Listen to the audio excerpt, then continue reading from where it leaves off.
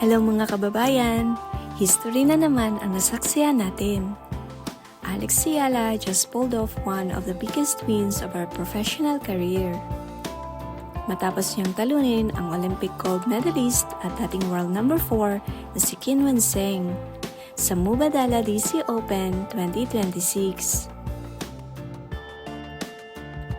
At hindi lang basta panalo ito, matapos matalo sa first set, bumawi si Alex at tinumina ang huling dalawang sets para makuha ang impressive na 4-6, 6-4, 6-1 victory.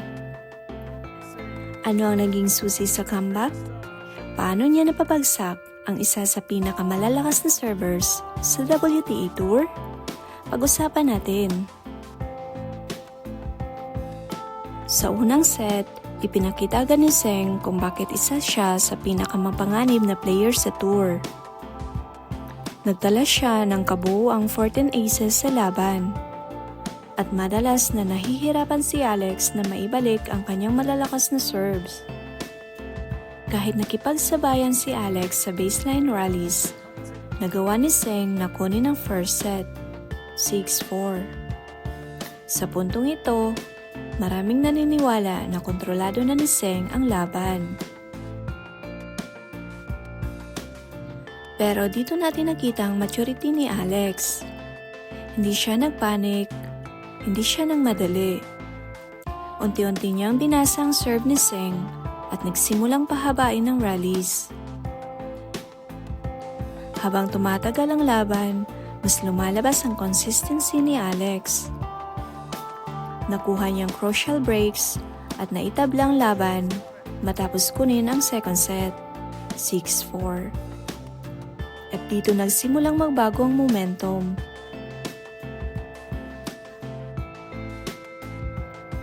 Pagdating ng third set, ibang Alex Ciala na ang nasa court. Mas agresibo, mas kumpiyansa, mas kontrolado. Habang patuloy na nag-a-attack si Seng, dumarami naman ang kanyang errors. Sa kabuuan ng laban, nagtala si Seng ng 46 unforced errors kumpara sa 25 lamang ni Alex. At dito tuluyang bumigay ang depensa ng Chinese star. Sunod-sunod ang breaks ni Alex hanggang makuha niya ang commanding 6-1 final set. Tingnan natin ang ilang mahalagang numbers. Sa total points won, nakakuha si Alex Ciala ng 95, samantalang si Qin Weiseng ay 81.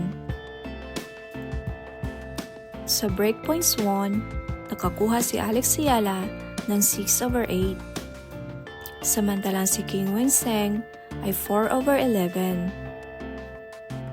Sa unforced errors naman, nakakuha si Alex ng 25, samantalang si Qin Weiseng ay 46. Kahit mas maraming winners at aces si Seng, mas naging disiplinado si Alex sa mahahabang rallies at mas mahusay niyang na-convert ang kanyang breakpoint opportunities. At nang dumating ang match point, kitang-kitang saya at relief sa mukha ni Alex. Nagbigay siya ng flying kiss sa crowd, nagpasalamat sa mga fans, at itinaas ang kanyang racket bilang pagdiriwang sa isa na namang napakalaking panalo.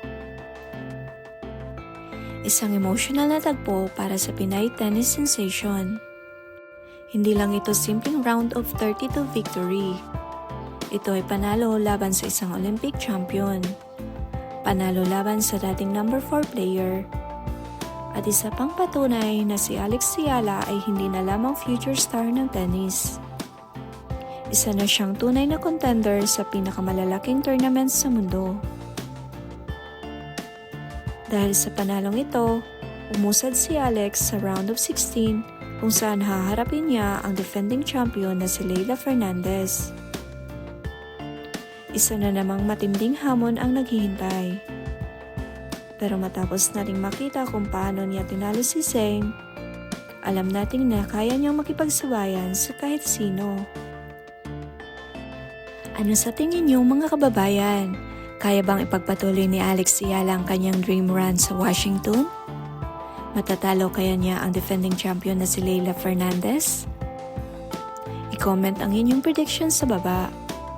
Kung nagustuhan niyo ang video, don't forget to like, share, and subscribe para mas marami pang Alex Ciala updates. Maraming salamat sa panonood at magkita-kita ulit tayo sa susunod na video.